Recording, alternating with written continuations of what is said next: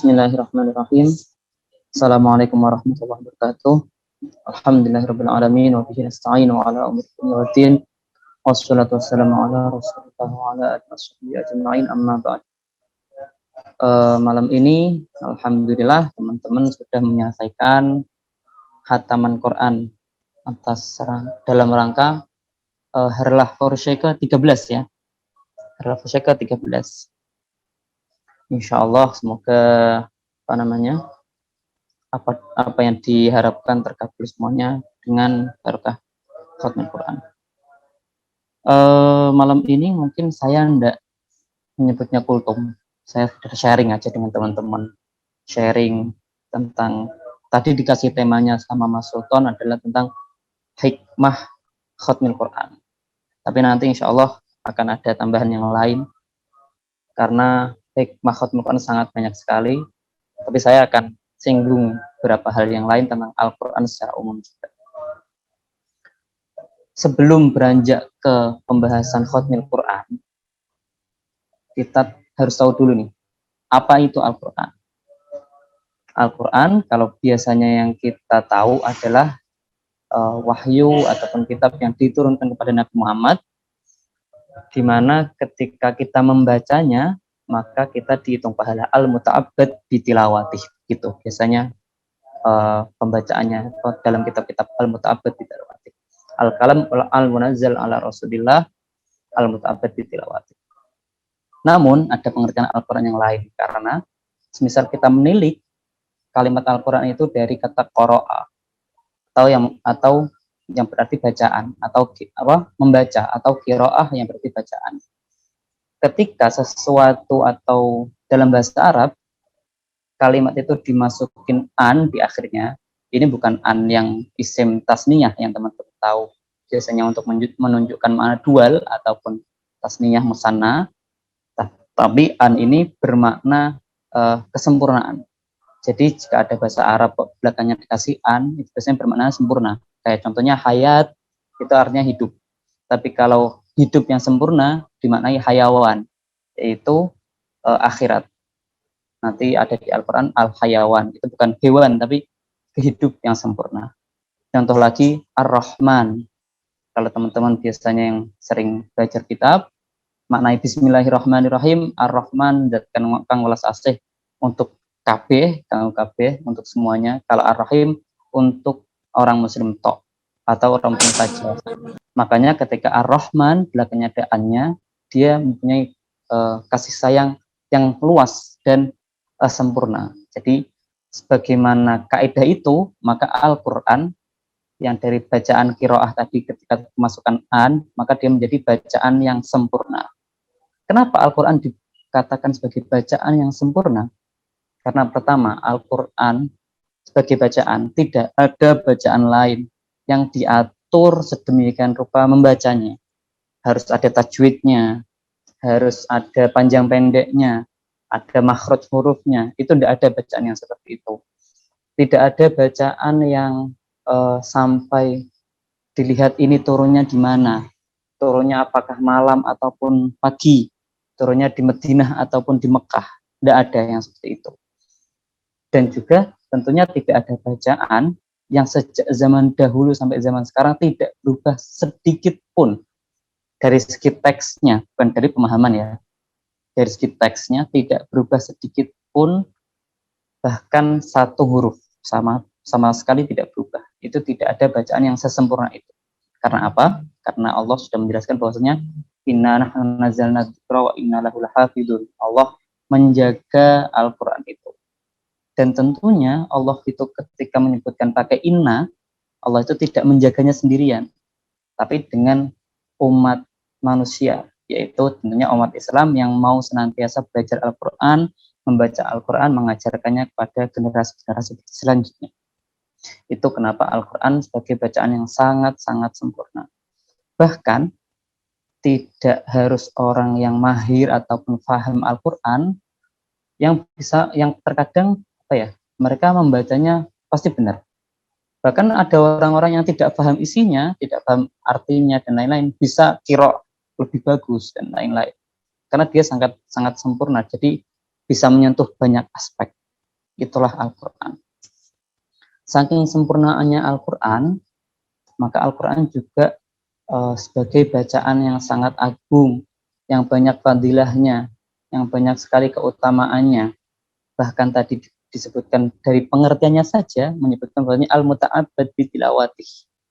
Hanya membacanya tok, tidak paham artinya, itu udah dapat pahala. Gitu. Ada suatu cerita di mana seorang kakek tua dengan seorang anak kecil. Kakek tua ini membaca Al-Quran, ditanya sama cucunya ini, kok Mbah, kenapa kok baca Al-Quran terus, itu kan bahasa Arab, emang Mbah paham artinya? Tidak paham. Ibaratnya begini, cucunya dikasih tahu, kamu sebelum dikasih tahu, dia disuruh kakeknya, gini, kamu ambil air, pakai itu ada tampah, ngerti tampah ya? Tampah itu yang kayak nampan tapi bolong-bolong yang kayak apa? Dari rotan. Disuruh ambil air pakai tampah. Sana ambil. Lah dia ambilnya di gudang, gudangnya kotor dan lain-lain, diambil tampahnya. Dah setelah ambil air, lah karena tampah itu bolong-bolong, maka jadinya apa? Airnya nggak dapat banyak, jadi dapatnya sedikit pastinya. Dia lapor ke mbahnya, Mbah, saya kok disuruh ambil air pakai tampah, ya nggak dapat banyak, Mbah, karena dia kan bolong-bolong. Mbahnya menjelaskan, itulah contohnya orang yang membaca Al-Quran walau tidak paham. Walaupun dia tidak paham, tidak banyak mendapat air ataupun kepahaman isi dari Al-Quran, tapi tampah yang tadinya kotor itu bersih jadinya. Lah orang yang membaca Al-Quran terus-menerus, walaupun dia tidak paham, tentunya ini bukan terus menyuruh tidak paham ya, tentunya lebih bagus yang paham. Tapi walaupun dia tidak paham Al-Quran, tapi membacanya, maka akan ada hikmah salahnya adalah membersihkan hati. Walaupun hatinya kotor, walaupun tidak mendapatkan ilmu karena dia tidak bisa memahami Al-Quran, semisal orang-orang sepuh kita itu, ataupun orang-orang yang awam di kalangan kita, namun mereka akan hatinya lebih bersih karena terguyur Al-Quran tadi. Seperti tampah tadi yang tidak bisa mengambil air, tapi dia yang awalnya kotor, karena dibasuh terus pakai air, maka dia menjadi bersih. Lah, semua yang berkaitan dengan Al-Quran itu menjadi mulia. Contohnya bulan Ramadan termasuk. Atau contohnya Al-Quran itu ibarat dia itu memberikan aroma positif, aroma wangi pada kita. Dalam satu kitab dijelaskan orang mukmin yang membaca Al-Quran itu ibarat seperti jeruk. Kalau dalam bahasa Arabnya utrujah, bukan jeruk. Jeruk itu bertukol. Kalau utrujah itu semacam jeruk lah. Di mana dia itu aromanya wangi, rasanya manis. Tapi orang mukmin yang tidak membaca Al-Quran, dia tidak punya bau, walaupun dia manis, seperti kurma. Dia tidak punya bau sama sekali. Tapi dia manis. Tapi orang munafik yang dia mau membaca Al-Quran, karena dia mau berinteraksi dengan Al-Quran, maka dia masih bukan dikategorikan, dia dimisalkan dengan raihanah. Raihanah itu kayak bunga kamboja ataupun bunga-bunga lain yang dimana dia itu rasanya pahit tapi dia punya aroma yang manis. Nah, itulah keutamaan Al-Quran di mana dia bisa memberikan hikmah tersendiri bagi diri kita, seperti aroma yang manis, memberikan aroma spiritual tadi ataupun membersihkan hati walaupun tidak paham arti. Itulah orang-orang yang mau berinteraksi dengan Al-Quran. Al-Quran itu juga ada suatu makalah yang mengatakan bahwasanya jika kamu ingin berbicara pada Allah, maka kamu berdoalah. Tapi jika ingin Allah berbicara padamu, maka berbicaralah ataupun membaca Al-Quran. Karena disitulah kalam-kalam Allah sudah terpampang, kita tinggal membacanya, memahami maknanya apa yang mau disampaikan Allah pada kita. Itu termasuk salah satu mengapa Al-Quran turun pada kita, karena selain sebagai petunjuk, ya sebagai tadi Allah ingin berkomunikasi dengan hamba-hambanya. Karena Allah itu punya bahasa yang tertinggi yang kita tidak bisa memahaminya, maka Allah menurunkan bahasanya dengan bahasa Arab. Kenapa kok bahasa Arab? Karena bahasa Arab yang paling luas. Kalau pakai bahasa Indonesia ya Tidak bisa, karena bahasa Indonesia aja masih isinya serapan-serapan dari bahasa Arab. Karena bahasa Arab itu punya kosakata yang sangat luas, maka Allah menurunkannya dalam bahasa Arab agar semua hambanya di seluruh dunia bisa mengakses kosakata dalam Al-Quran ini. Dan juga semua kosakata dalam Al-Quran bisa menyimpan beribu makna, karena salah satunya adalah diturunkan dengan bahasa Arab. Lalu termasuk orang yang berinteraksi dengan Al-Quran itu diberikan kefadilahan yang sangat besar dengan Allah. Dalam satu hadis, teksnya saya kurang hafal, intinya orang yang disibukkan dengan Al-Quran sehingga dia melupakan untuk berdoa pada Allah, atau merupakan berzikir atau berdoa kalau disebutkan, bahkan orang itu diberikan sesuatu yang lebih besar daripada orang yang berdoa. Semisal Anda saking setelah sholat mau baca Al-Quran hingga lupa berdoa, itu bisa jadi Allah akan memberikan hal-hal yang tidak dikira, bahkan melebihi orang-orang yang sudah berdoa. Namun tidak berarti kita tidak perlu berdoa. Cuman itu disebutkan bahwasanya orang yang mau berinteraksi dengan Al-Quran lebih mendalam hingga dia disibukkan, nggak sempat berdoa pada Allah, nggak sempat meminta pada Allah, ya Allah, nggak bisa meminta semoga organisasi saya lancar dan lain-lain misal, tapi karena disibukkan dengan Al-Quran, ya tadi contohnya seperti Porsche ini, insya Allah berkah karena sering mengadakan tiap ada acara apa, yuk Quran khataman bareng, tiap ada acara apa, yuk kita baca Al-Quran bareng. Insya Allah dengan interaksi seperti itu, interaksi dengan Al-Quran, maka walaupun doa kita tadi misal kurang, bisa jadi Allah akan menambahkannya yang melebihi dari orang-orang lain yang berdoa biasa, karena adanya interaksi dengan Al-Quran seperti itu.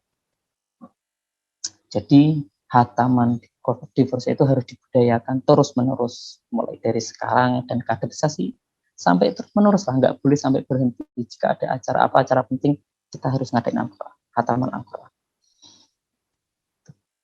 Terus ada poin lain, di Al-Quran itu disebutkan bahwasanya ada kata-kata kiroah sama tilawah. Nah ini mungkin teman-teman sering dengar, ada kiraatul Quran, ada tilawatul Quran. Itu berbeda. Jika kiroah itu dia bacaan secara umum, tapi kalau tilawah itu pasti dia menunjukkan bacaan yang benar, bacaan yang suci.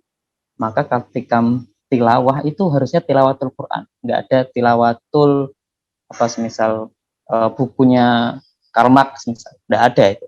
Atau tilawatul punya Adam Smith, nggak ada. Karena tilawatul itu cuma tilawatul Quran, karena dia hanya menunjukkan bacaan yang sempurna, bacaan yang benar, dan bacaan yang suci. Itu tilawah. Berbeda dengan kiroah, itu dia bacaan secara umum. Maka dari itu kenapa yang diperintahkan itu ikro, bukan hanya utslu, tapi ikro, karena untuk membaca secara umum, membaca buku, membaca keadaan alam, atau membaca semuanya agar kita teringat pada Allah. Tapi ketika berkaitan khusus dengan Al-Quran, kebanyakan disebutkan utslu, atau dengan kitab-kitab lain, misalnya kitab-kitab samawi yang lain, pasti disebutkan yatsluna di Al-Quran, nanti bisa dicek sama teman-teman. Lalu ketika membaca dengan artian utslu atau yatslu tadi, ada konsekuensi selain memahami dan membacanya dengan benar, maka ada konsekuensi untuk mengamalkan isinya. Lah itu. Maka dari itu yang disebutkan Allah, innalladzina yatluna kitaballah aqamus sholata wa anfaqu mimma razaqnahum sirran wa alaniyah yarjuna tijaratan lan tabur. Disebutkan Allah dalam suratnya saya lupa, nanti dicari.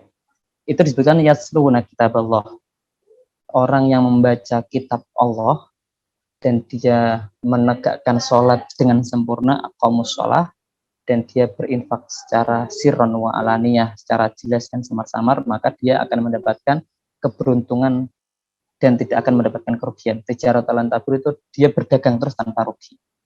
Tapi di situ disebutkan yatsluna, bukan yakrauna, di mana orang itu tidak hanya sekedar membaca, tapi juga mengamalkan isi-isinya. Mengamalkan terus, tidak harus langsung diamalkan semuanya. Ya sedikit-sedikit. Misal isinya baru bisa mengamalkan 10%, ya diamalkan 10%. Apa yang bisa diamalkan sekarang, diamalkan sekarang. Jika belum bisa, ya berusahalah untuk mengamalkan. Itu poin-poin, salah satu poin umum tentang Al-Quran, kita ketika berinteraksi mendapatkan fadilah-fadilah yang sangat luar biasa. Apalagi yang Al-Quran itu hanya dibaca satu huruf bisa mendatangkan 10 kebaikan, apalagi jika mengadakan khutmul Quran. Dalam kitab At-Tibyan itu Imam Nawawi menjelaskan bahwasanya orang-orang yang membaca Al-Quran dan mengkhatamkannya, lalu dia berdoa setelah itu, contohnya tadi yang doa Mas Sultan ya tadi, itu diamini 4.000 malaikat itu, Mas. Mungkin samping-sampingmu nggak kelihatan, nggak ada orang, tapi itu ada 4.000 malaikat jangan-jangan itu disebutkan Imam Nawawi di situ. Jadi diamini oleh 4.000 malaikat. Jadi kalau doa-doa setelah khatmil Quran itu doanya yang benar-benar, jangan doanya yang ngawur. Udah diamini ngawur kan kasihan nanti. Misal minta jodoh sama orang A, ternyata yang cocok B gitu kan susah. Jadi doanya yang benar-benar, karena diamini 4.000 malaikat. Sayang, momennya itu sayang. Maka ketika ada khatmul Quran, doanya yang benar-benar apa yang diinginkan.